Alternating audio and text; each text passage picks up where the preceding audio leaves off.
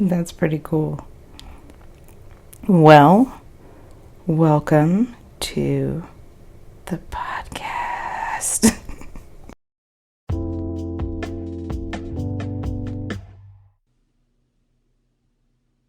Hi, everybody. It's Anura Mathis, your host of Freedom to Fight. I have been meaning to publish an episode in a while.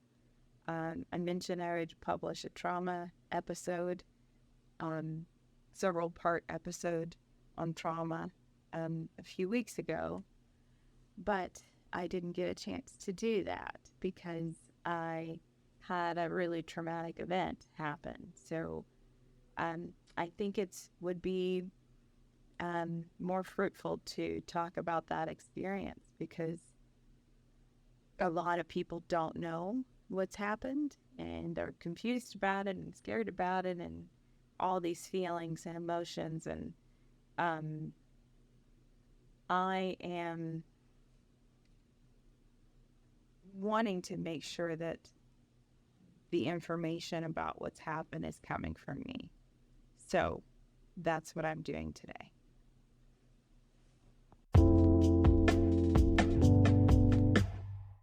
Did I change my hair? Don't worry about it. Listen, I um, I have some tough things to talk about, so I'm trying to keep it light. But let's just talk about the tough stuff. So, as many of you know that's listening to the show, I practice martial arts, MMA. I practice striking, Muay Thai, which is kickboxing from Thailand. Really, really brutal. I practice American wrestling, really brutal, and Brazilian jiu-jitsu, also really brutal. It's not it's not for I can't say it's not for everyone because I think that it is, but it does make you tough and it takes a lot of toughness. So it's not I'm not training with women really. I'm training with men for the most part. And so there's a lot of hazards that come from that. And I want to be the first to say that I was aware of most of those hazards and going into my martial arts training. I signed a waiver, but um, the reality of it is that I didn't realize how dangerous it could be in the way that I was training. So um, I unfortunately sustained a concussion a few weeks ago, and um, I've never experienced that before. So I don't, there's nothing to compare it to, but the way that I experienced it was everything just, everything just flipped. Um, I felt like I was misreading some social situations from the onset of the concussion. So it seemed like it felt like I was losing my mind. Like what I couldn't figure out what was going on. So my mind naturally anxious is just was just filling in the space, and the space was, well, you must be going crazy because nobody else is noticing the things that you're noticing, because that's what society defines as crazy when you're the only one that notices it. But you might be noticing some truth. And I actually self diagnosed a concussion once I was rushed to the emergency room by a friend. Uh, they declared that I had a concussion. So concussions can you can self-diagnose because the symptoms are pretty noticeable. And I didn't immediately hear ringing in my ears. It wasn't one event that I really remember made all the difference. It was kind of an accumulation. But I'll tell you, I have not spent as much time practicing Muay Thai and training in live action and Muay Thai as far as sparring goes than the other two, as wrestling and Brazilian Jiu Jitsu. I was preparing for state competition this month, November the 19th. So I wasn't even in the most recent months really focused on Muay Thai. It really was because promotions were coming up that I was even sparring.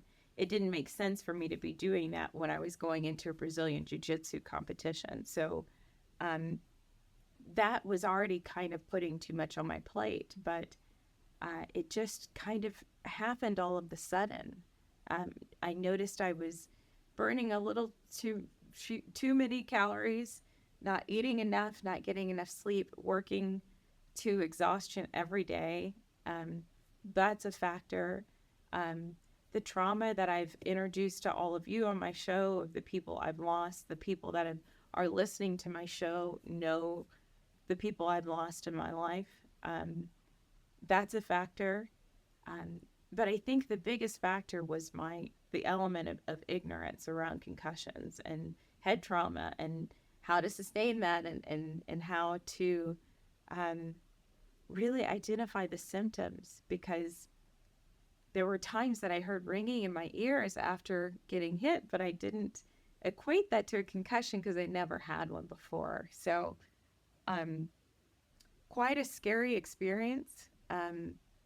I was having trouble sleeping, and I fell asleep while like trying to sort out what was going on in my head and communicating to people about what I was experiencing. But I fell asleep and um, felt that my breathing was really suppressed. And so it kind of startled me awake. And in my sleep, I realized, oh, I have a concussion. If I have a concussion, should I be sleeping? So, and those were the old school rules that you really shouldn't be sleeping when, or drinking, or any of those things when you have a concussion. Well, updated science says you can sleep and you need to sleep because your brain has had a trauma.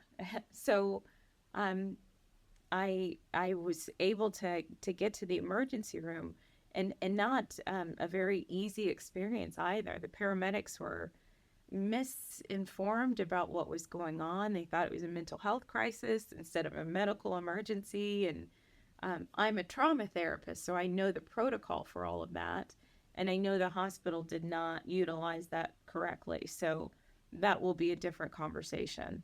Um, but I got to the emergency room and went through, getting checked in. And what really helped the situation was Benadryl, because I was so anxious. I needed something to kind of sedate me, and it helped me go to sleep. And then when I woke up, I had more memory and more control over my faculty. So it wasn't it wasn't apparent that it would be anything else but exactly what the hospital put on my paperwork, which was post concussion, or concussion symptoms, post concussion symptoms. So symptoms related to a concussion, not to a mental health crisis in any way.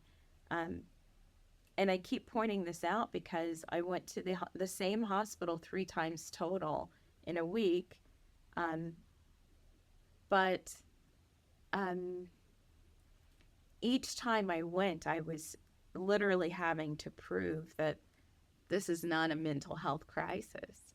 So I'm not sure how to digest that, because there were so many systems that failed. It was like, well, just ask the patient if they're feeling this way. Okay, well, document it. Is that if you ask them again in a few hours, or the next time they come in, is that any different? But I don't understand the reason, what led them to believe that kept needing to be explored.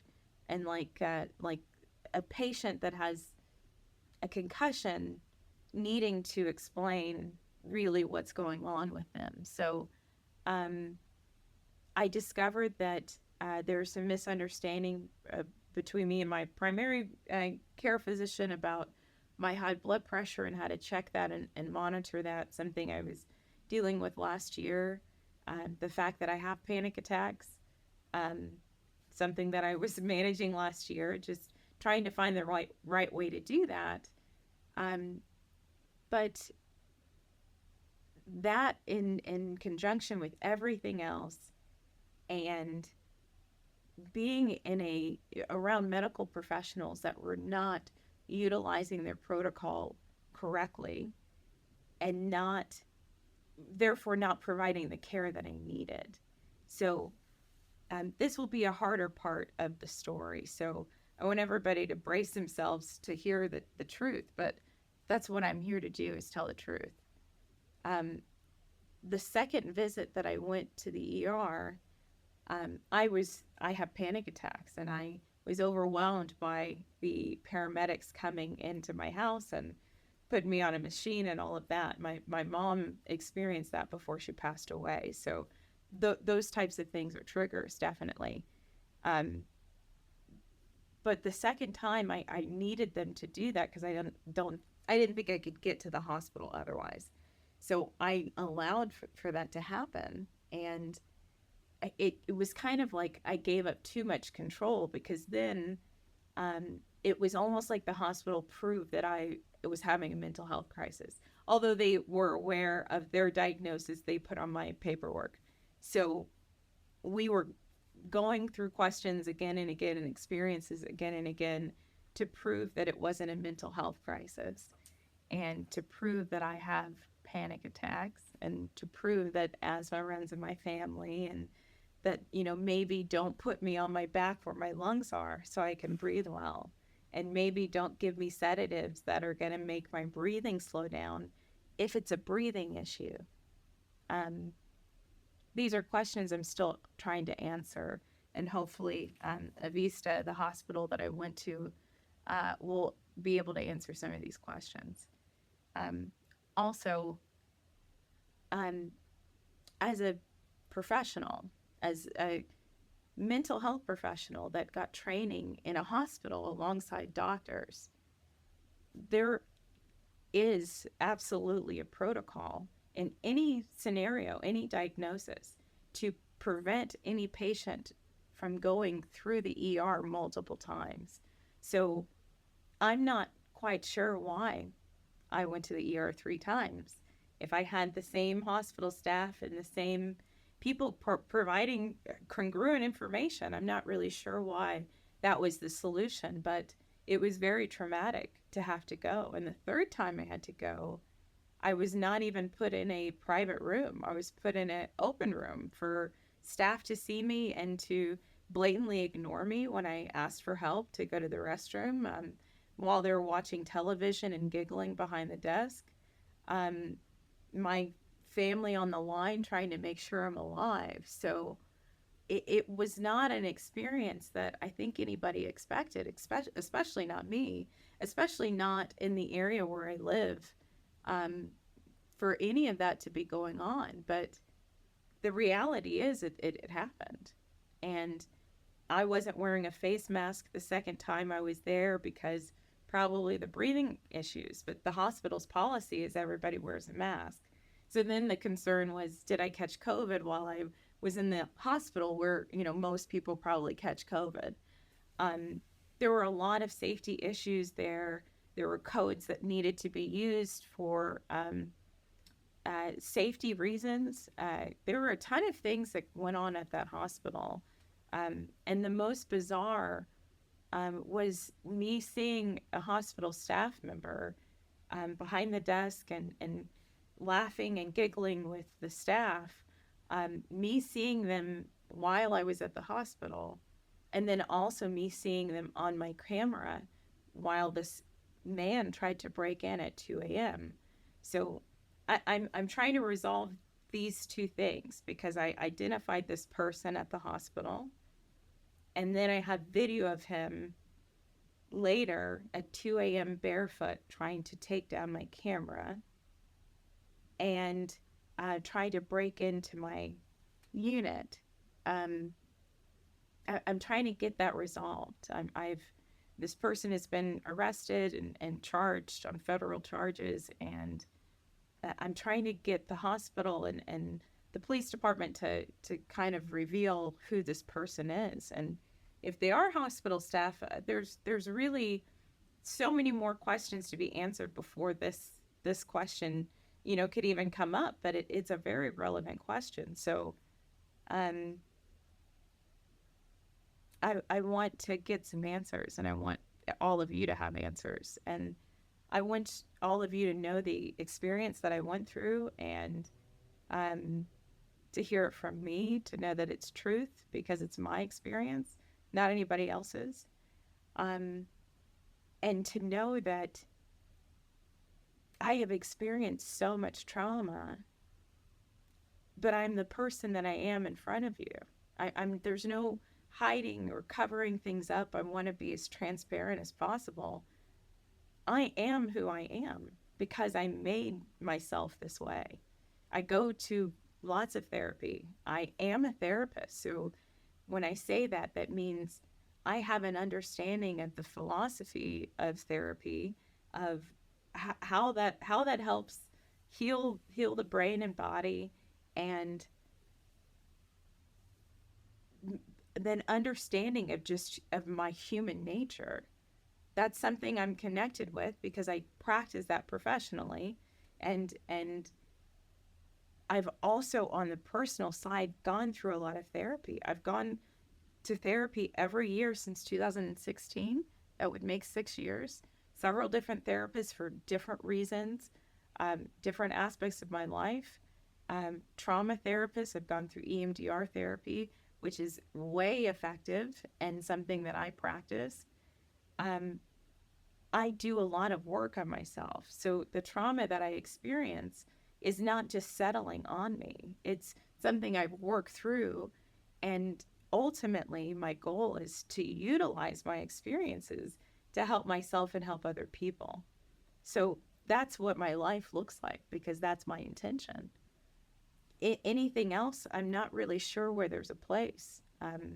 Anything else as far as judgment or resentment or anything that's coming out of anywhere. I don't think that those are um, areas that I really need to explore because they're not truth. They're really not a part of my life. So um,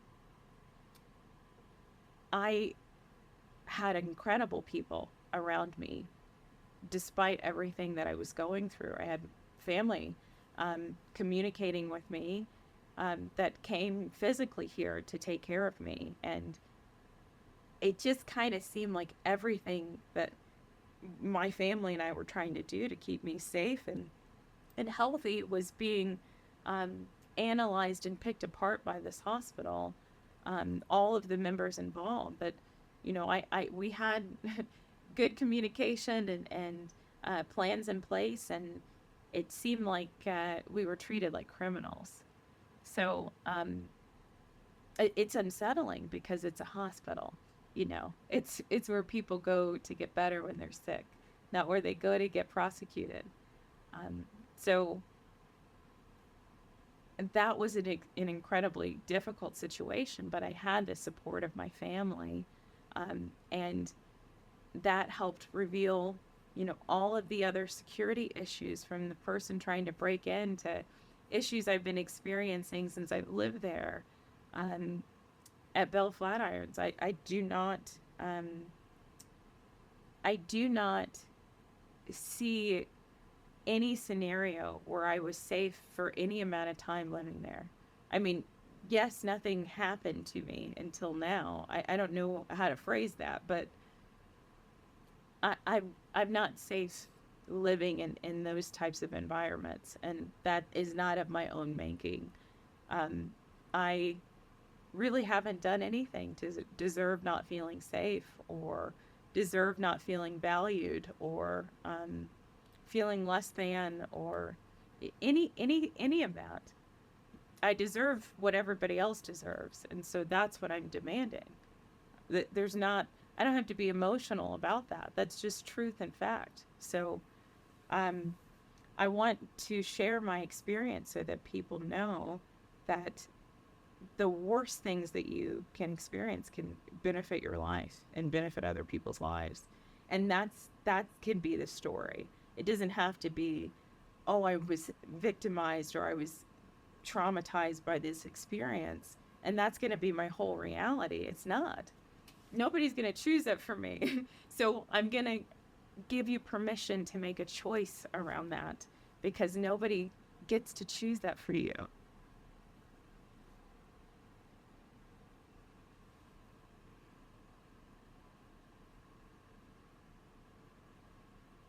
You always have a choice.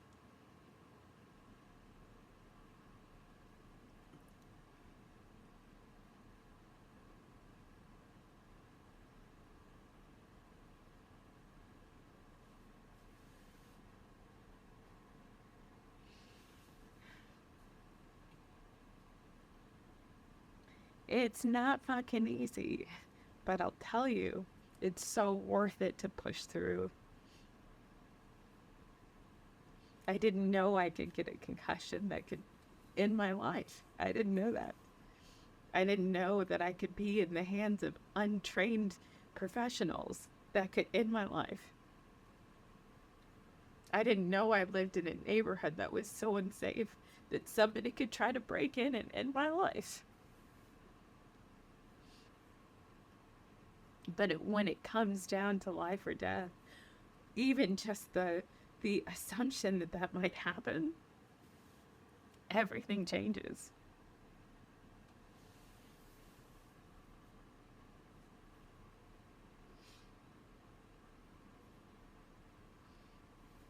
I could have paused this video and got a tissue or something to make sure nobody saw me crying, but I want you to see me cry. I'm a human being. Some people don't realize that. Crying is not anything to be ashamed of. It's releasing. It's not keeping you prisoner. It's not keeping those emotions in that will then produce cancer. I don't have to do that. I can just cry and let you deal with your feelings about it. It's good to cry. That's my feelings about it. Choose your feelings about it and keep it to yourself because I don't really care. But I'm glad that you are listening. I hope that you're still listening. Because the trauma is out there. The terrible things that I experienced are out there. I'm no longer training at the gyms that I was a part of. And everything that I valued is different now. I don't have support from those communities, and that's quite all right. But I have support from the right communities, and I'm going to move forward in my life in those directions. So I want to talk about my recovery because how am I able to sit here and make an episode after I've gone through everything I have? Losing friends and losing my life in general. I mean, I genuinely felt like I lost my life. Like I went to sleep and then I wasn't going to wake up again. And maybe I couldn't breathe really well, the first night before I called the ambulance, but it didn't feel like I woke up becoming myself. I wasn't myself again. I knew things were different. They were scrambled but I wasn't confused about that. I wasn't confused about truth. I was confused about time and things. I was exhausted and traumatized and things were chaotic, but I really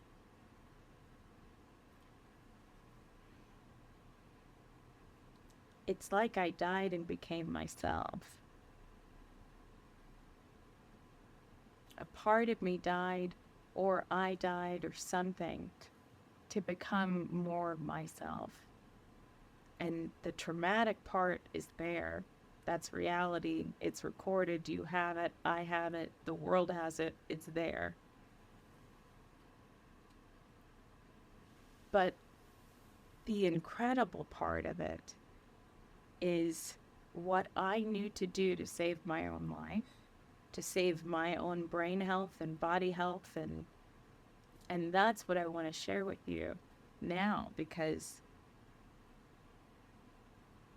that's what matters. I mean, we're going to have these obstacles where there's going to be more shootings, there's going to be more falling out of friends and family bickering and all of these chaotic things that are happening on a regular basis all around the world that are not just specific to one person's life. It's affecting all of our lives. That's not going to change. It might change what problem shows up or, the intensity of that, but we're going to keep having problems.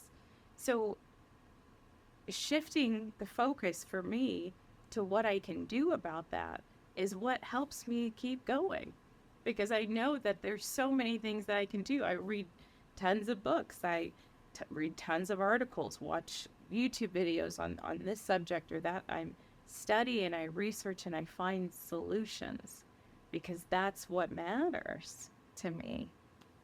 And some of the solutions I want to share. I mean, obviously I support therapy. I'm making that my life as a trauma therapist, an EMDR trained trauma therapist. But there's a lot of hangups around therapy, and that's understandable because professionals have done it wrong for a really long time and have caused more harm than good. So a lot of people don't trust therapy. A lot of people don't trust male doctors or female doctors or whatever. Put a label or a category on it. We've done it wrong, and we've done it wrong that it has left an impact on humanity. It's not just that everybody wants to run and get therapy. And some people that do want to do that can't afford to do that. Or they literally can't run because of a physical disability, or they literally can't get there because of transportation, or they literally can't get there because they're under constant abuse in their household or their neighborhood or their communities. It's not easy for everybody to get therapy.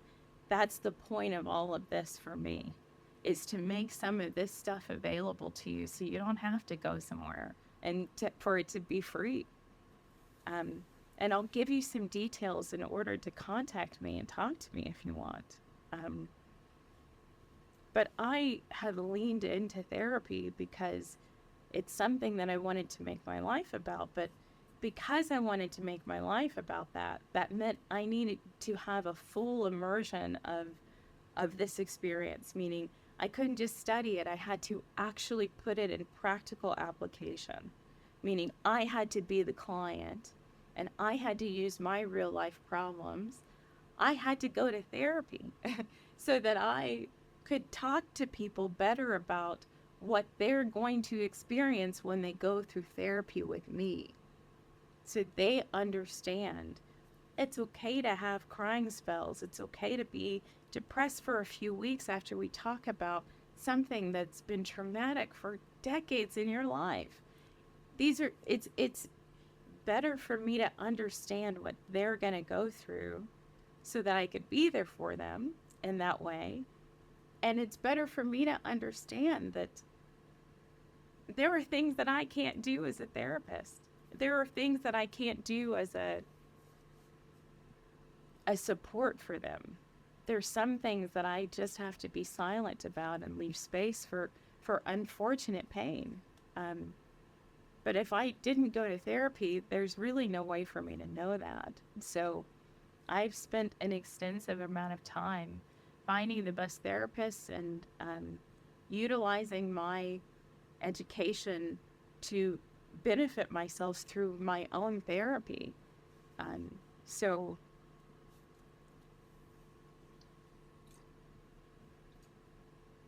I just need to share that it's not that I just believe in therapy, it's that I've experienced the benefits of therapy, so I know that it works. It works for me. And so that's talk therapy. I've done one-on-one traditional talk therapy with multiple therapists, and both two different states that I've lived in virtual through like this, and in person. I've done various platforms and different styles, different types of therapy. I'm familiar with all of it. And um, recently I got the opportunity to go through some EMDR therapy. Eye movement, EMDR stands for eye movement desensitization reprocessing. Eye movement desensitization reprocessing therapy. It's a trauma therapy. It's to focus on PTSD, post traumatic stress disorder, and other forms of trauma. That's not the only form of trauma, but it's designed to help desensitize your traumatic memories and allow you to reprocess them by telling a different story. So that has been profoundly effective for me. And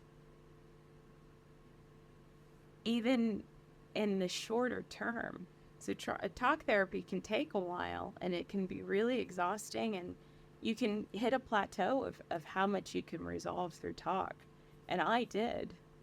But really, um, EMDR therapy is more to the point. You can talk about the trauma, yes, but the sessions don't last very long. They're just the effects and the impact of an EMDR session is long lasting. So you're able to look back at a traumatic memory that you've had for a long time, maybe just a few weeks ago or a few days ago or that day, but you can look at it and start to see it differently, which is something that takes much longer in talk therapy, typically. Not always, but typically. So it's a more effective therapy faster, in my opinion. And some of those things I haven't had to deal with again. They haven't been reoccurring. It's been, we were able to cover this traumatic, experience and desensitize it, reprocess it. And now it's not something I think about on a regular basis. Um, so that has been a great benefit. And my intention is to offer that therapy as soon as I can for as cheaply as I can. You can find a talk therapist to offer, anywhere from $40 up to $120 or more per session. But EMDR therapists typically charge more because of um, the the the nature of doing the therapy. It can be taxing on the therapist. It's hearing trauma all the time, so they can charge anywhere from that $40 all the way up to $200 or $250. It kind of depends. Psychology Today will help you filter the price range, if it's going to be based on your income, to filter for an EMDR therapist, and then look at the people in your area. And I'll be on that website again soon. But I'm saying this because I want to give practical information so that everybody from every income gap and every situation can decide what's going to work for them. Maybe it's both. I had both. I had a talk therapist and an EMDR therapist that I saw weekly or bi-weekly or whatever scheduling worked. So there's more than just one option. And some people that have hangups around therapy, I have a very strong spiritual life. I meditate on a daily basis, and I have for most of my life. For at least 3 decades of my life, I can remember meditating. So that's a core of my identity, and that's also something that helped me heal. Being able to connect with my higher self, and knowing that that's connecting with everybody else and everything else, and staying in reality with everyone else, while I felt like I was losing my mind, and while I thought, people were talking down to me, or ignoring my pain or laughing at me. Um, I could connect with the the truth that is for everybody. Everybody is divine. I can't take that away. This is my philosophy, my beliefs on life is that even the person that I hate the most is divine, and that we all deserve the same opportunities. So staying connected with that philosophy helped me stay grounded. So therapy is not the only thing, and meditation's not the only thing. It's just a an expression of the philosophy of Buddhism and philosophies along that line. Um, it's more or less a religion, but that could be interchangeable with spirituality. So having religion or spirit, having your connection with yourself, um, really is what I'm saying is find that connection you have with yourself and label that with a god or a non-god or whatever you want. That also helped me heal. Um, Another aspect was my nutrition because it's training for state competition. I was pushing so hard. It was my first competition, only 2 stripes on my white belt. You know, it's not a this is all of this is very new for me. Um, but I have competed before and I wasn't going to go unprepared. So I was pushing so hard. The last week that I trained every single day that week. I trained twice a day on one of the days. I trained on a Saturday, which I had never done before, and pushed really hard on Sunday. And it I knew I was exhausted, but I also had a goal. So I was kind of missing that this is probably going too hard because I didn't have like a team or anything kind of monitoring that. So um, that's another thing. I'm too new at this. So I in the hospital, we determined that I needed some more potassium and I needed something to help manage my blood pressure. So which was diagnosed over a year ago.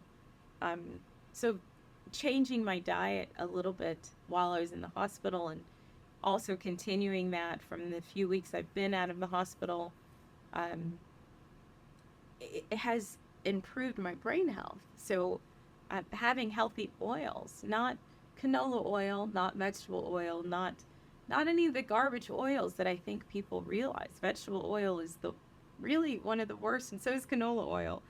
Um, but coconut oil and olive oil are good for your brain.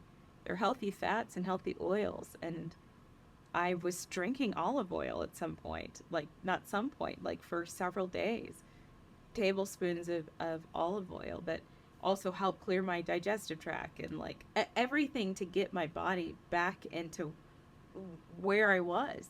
And um, eating yogurt has probiotics and healthy protein and fat there, and um, real fruits and vegetables and things that I've grown up doing because I was raised a vegetarian. I was raised knowing about nutrition. The issue really was taking the time to take care of myself and eat enough food and notice these signs. When you're in the hospital, somebody can do that for you. So when that was introduced, like healthy food and having water and things like that, I actually started getting better. Um, so when the conversation wasn't about my mental health, seeing that the hospital didn't even know I was a trauma therapist. I don't know when that would come up, but uh, and they didn't really know I was training in martial arts. They weren't sure if that was true or not. Um, I when the conversation wasn't about that, it was about nutrition. And when it was focused on nutrition, I got better. So those are some things to add to to the healing and recovery is having proper quality food. It's not going out to eat all the time. It's not and not never going out to eat. It's not shaming when you go out to eat. It's having the majority of the foods that you eat be cooked by you, um, selecting healthy fruits and vegetables, having healthy fats, not with hydrogenated, not a, sorry, unhealthy oils, hydrogenated oils. That's what I'm trying to say. Like vegetable oil and canola oil. And there's a few other oils. And the Fat Burn Fix is by Dr. Kate. She covers these oils that really cause diabetes, changes to your metabolism. Um, but having healthy oils and healthy fats and eating enough food and drinking enough water and giving yourself enough time to rest. Your sleep is the core of your health. You have to get quality sleep. It's not the quantity there either, but there is a sleep number for everybody. And having the right sleeping conditions, not being stressed, around sleep, which is really hard to do when you're in a hospital and when you're afraid to maybe go to sleep because maybe you'll stop breathing. There are a lot of factors that would interfere with your sleep while you're sick. So once that kind of settled down, I was able to get better sleep. That also helped me heal.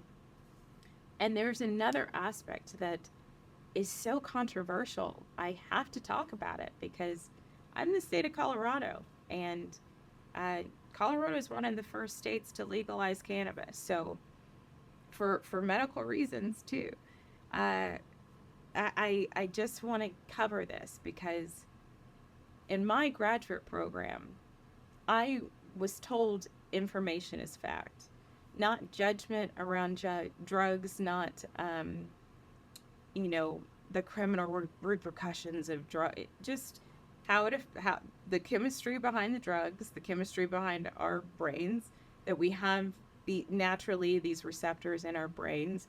That's why the drugs work, and that they all work, and that they all have an effect on us, and the dosage, the route of administration, the route of administration, meaning intravenously or under your tongue or inhaling it, or and all the factors of the human being and their own set of mental health. Just the facts around that is what I was taught in my graduate school. So it wasn't let's criminalize this and we've got to get these people help, and it was really, here's the information, this is what we're not doing good, and this is maybe what's going to help. And I'm very glad that I listened in my graduate program. I got a 3.9, and I had to work 3 jobs trying to maintain that, and had an extra project to help Flint, Michigan, and all of those things. I'm glad that that information sunk in because it helped save my life. I mean, I had doctors that were saying, let's give her a drug test and see what else is in her system. THC was in my system because it's a legal thing to do. And to tell everybody, because everybody's kind of prying in my life, is I've had a medical doctor refer me to another medical doctor to say, hey, this would really benefit your life because you have anxiety and panic attacks, maybe from the trauma that you're experiencing, and this will help stabilize that. So I got a lot of medical advice and recommendations in order to do that, but the judgment behind that is just heartbreaking, to be honest. There's so much division around, is this going to be safe? And I mean, they give it to children that have cancer that help shrink tumors. It doesn't make sense why there are so many medical benefits, but people are still looking at it as they're criminalizing it. So I can't resolve that. But what I know helped me was I was terrified. I wasn't sure what was going on with me. So I said, I'm not going to smoke if that's going to influence a concussion. So I stopped doing that. But because I had for a while, THC was in my system. So getting drug test after drug test, I took my own drug test because the hospital can do whatever they want with information. It doesn't really make sense why they were doing it, but I just wanted to make sure that they were telling the truth. So I took my own pregnancy test and I took my own drug tests, and it revealed that I only had THC in my system. And not adding more THC to my system at that time, makes sense, but still testing with it in my system, and I've recovered from it. So if THC was something that was going to be detrimental to my health, then it should have been detrimental to my health at any dosage whatsoever. But I recovered. I recovered 100%. So the only thing I can say is that it either had no effect or it had a benefit. Well, if it didn't have an effect, me not smoking shouldn't have mattered whatsoever.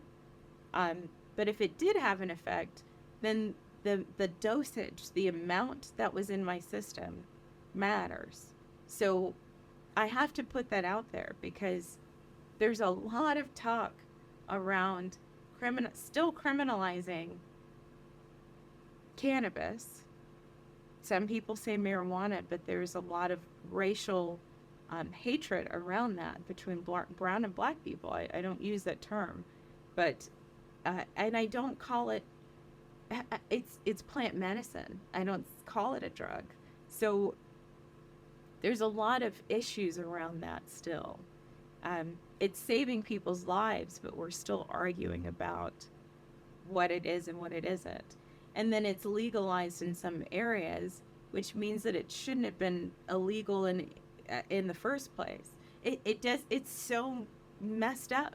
I don't know what to do with that, but I know for me that helped me, and it helped me more than the prescription medication for my panic attacks. It's not that that didn't help, but it sedates me so much that I'm unable to drive, which is what I couldn't do during a concussion. So it really kept me stuck. And it didn't give me any solutions. And cannabis is not the same as prescription medication. That is way stronger. I have to clarify that because I don't have judgment around people using drugs. There are scientific arguments around human beings using drugs, but not just human beings, all mammals, all species of birds using some type of drug to alter their state of mind or their state of mood for healing, for relieving pain. And people put a lot of connotations around addiction and things like that. That's not really a clear area. And people kind of project that onto drugs and saying drugs the issue. If drugs were the issue, in my opinion, then everybody would have the same reaction to drugs. If somebody drinking a 6-pack or whatever can and that result in them getting into a car accident and that car accident killing somebody else, if somebody can do that, have a 6-pack and that happen, then doesn't that mean everybody could do that? Does everybody do that? Does everybody make the same choices to drink a 6-pack and get in the car and accidentally kill someone? Does everybody make that? Because if that's not the case, then we need to actually utilize our intelligence and apply that to what's actually going on. Because not everybody has the same story. So we can't say the same thing is happening all the time. It's not really fair to people because I don't want to be considered a criminal because I want to make sure that I take care of my health. There's a disconnect here. But what I've gained from all of this is that I need to not listen to even professionals that think they know what they're talking about. I know what I'm talking about. I know what my body is saying. I know that if I didn't bring that awareness to my doctor's appointments and to my ER visits, that I wouldn't have recovered, because the conversation that I need to have with professionals needs to be an honest one. It needs to be one that where I'm being listened to as a patient, and I need to do my part in the healing and the recovery. I can't expect people that don't know me at all to just be able to fix me. But I need to expect that they listen to what I say so that we can heal me together, because that's what I'm paying for. That's what I expect from any hospital, from any professional, is to listen to what the fuck I have to say.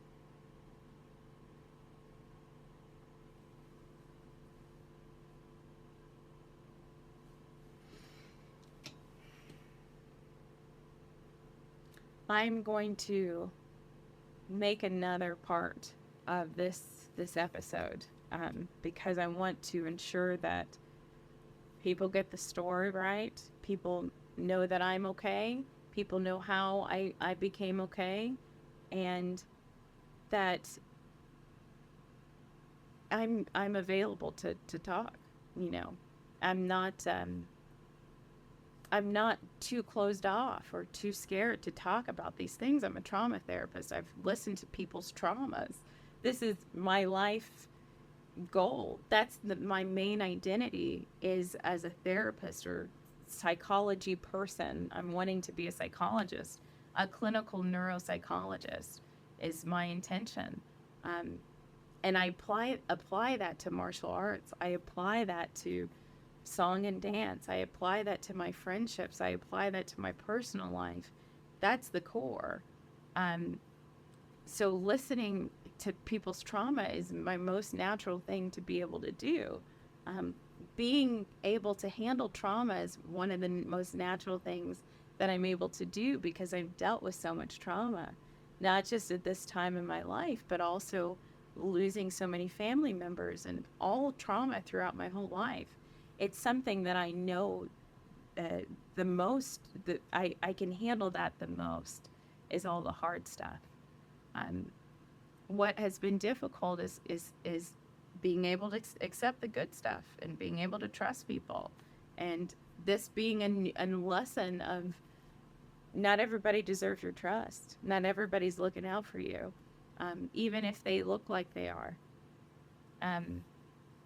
So I want to keep this conversation going, and I want to invite guests to talk to me about my experience and, how to avoid head traumas in the future in training in martial arts, and know that that is still my passion, and I still want to do that. And I just cannot, I don't have to spar with somebody that's a foot taller than me and over 100 pounds, get over 100 pounds on me. Like, I don't have to do that. I don't have to team up with people that don't understand that I kind of don't know what I'm doing. I don't have to be in the same situations. I can punch a punching bag. I can practice on dummies. As far as even doing the Brazilian jiu-jitsu moves and wrestling, I can do things to be more careful. I could wear protective headgear at places that actually offer that. I can do a lot of different things, and that's what I intend to do.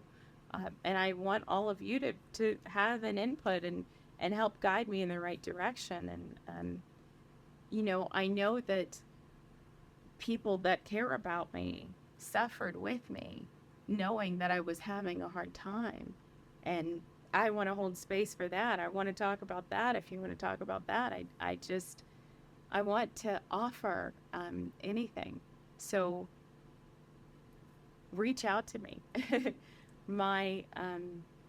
I got a couple of different email addresses, but the email address that I'll share is freedom2, the number 2, connect 223 at proton.me. So freedom, the number 2, connect 223 at proton.me is my email address. You can find me on Instagram. I'm at freedom_2_fright. I don't have a Facebook page yet, but I'll work on that and other social media. Of course, you're finding this on Spotify or YouTube or Google or Amazon or one of those places. I will keep communicating with people. I'll close with sharing this, that I get to start my life over. You get to do that at any point, but I get to choose to start my life over in the way that I want to, and be around the people I want to be around, and share the things I want to share. And if I want to share talents that make other people uncomfortable, I should just do that and let people be uncomfortable. If I know that I'm progressing towards my goals faster than what I expected, to just let everybody have their own feelings about it and be in the right environment so that I can grow. I want professional fighters to come on my show and teach me what they're learning and how this affects their mental health, and how we can, as a community, better communicate and be there for each other. I want those things in my life, so I get to cultivate a life that looks like that, instead of I'm going to be timid and I'm going to undervalue myself because other people are doing that. I'm going to not take risk because other people don't think I'm ready for that. Like, I don't have to listen to the chatter. I don't have to fix everybody's problems. I don't have to feel like I'm involved in all of their problems, even if people put me in the middle of things. That's not my problem. It's not my issue to be a part of other people's problems. If you want to be a part of my life where I'm providing a solution, we can do that. And there needs to be some sort of monetary thing involved if I'm going to be helping people with their problems, you know? Otherwise, it's a different context, and it's not, but it has to be where I agree to it, because otherwise you're just using me, and that's not what I'm going to do anymore. So I want to share that I am cultivating a life that looks like my life, that looks like me. I'm not going to ignore all the training that I've had. I'm not going to ignore all the progress that I've made. I know that I'm better than I was before, and I know that that's not an accident. There's no reason for me to shame my past, because it gave me my future. So everything in my past gets to live and be happy and be forgiven and move the fuck on. I get to do whatever I want to do with my life. That's always been the case. So that's what I'm going to do. I'm going to make new episodes. I'm going to release the tools.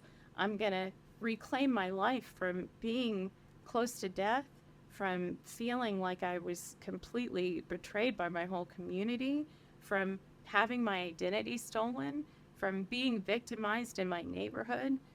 All of that they're just things. They're just things that I lived through. I just lived through losing family members. I just lived through a pandemic with everybody. They're just things. And I'm going to take those things and I'm going to make my life and other people's lives better. That's what I'm going to do. And I'm going to show you so you can do it too. So thank you for listening. And I will see you soon.